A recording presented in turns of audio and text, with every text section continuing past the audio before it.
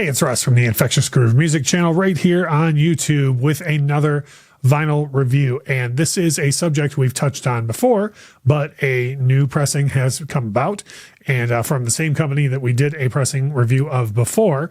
So it's time to take a look at Run DMC Raising Hell one more time. So most recently, Mobile Fidelity released a 1 LP super vinyl pressing of Raising Hell.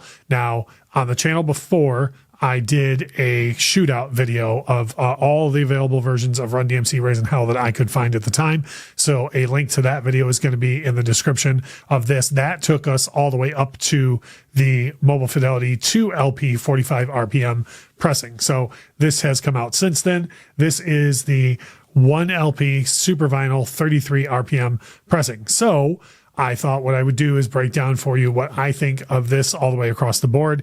And then you can compare that against my old video covering all the other pressings, including the 2 LP one, and see what you think.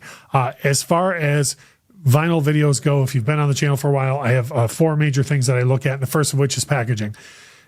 You can't touch Mobile Fidelity as far as packaging goes. They're up there with everybody else who does any sort of audiophile pressings.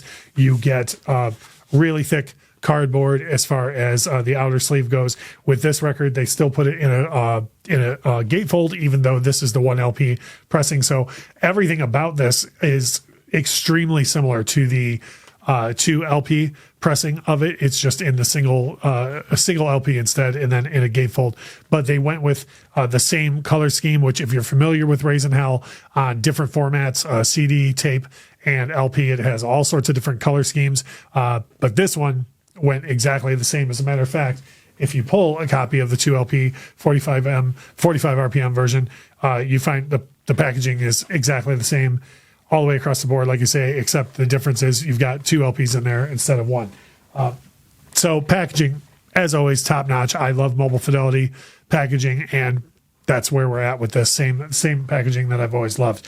As far as sound goes, now here's where we're going to run into what I wanted to know most, which is how does this sound against other pressings, and what was I expecting from this one?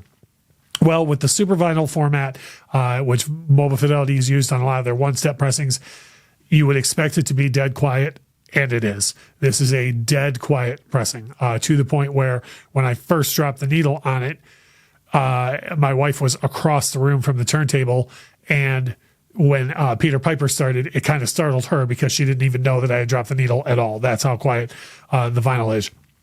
Great punch on the bass, absolutely nothing shrill on the highs, which with a hip-hop record of this time, especially cuts like My Adidas or Walk This Way, you could end up getting into that shrill area, and I didn't hear anything like that at all. To be honest, if I were to do a shootout and listen to both of these straight through, I honestly don't think I'd hear that big of a difference between the 45 RPM cut and the 33 RPM version of it on the single LP. Again, I do have a video, links in the description. You can take a look at that. It showcases that pressing and other ones as well. But to me, these sound extremely, extremely similar. The 1 LP 33 sounds very, very close to the 2 LP 45 RPM for me.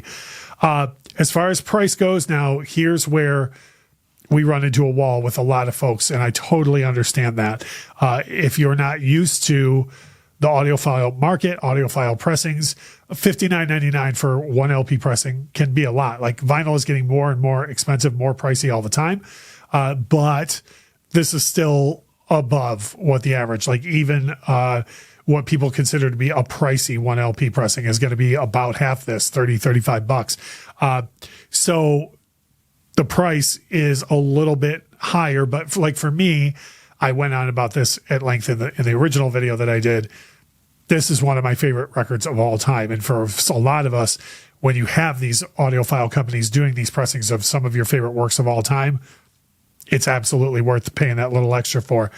As far as value goes, now this ties into the price, right?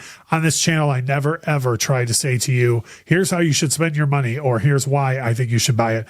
But for me, the best way to quantify the value in an audiophile pressing is to compare it to other pressings.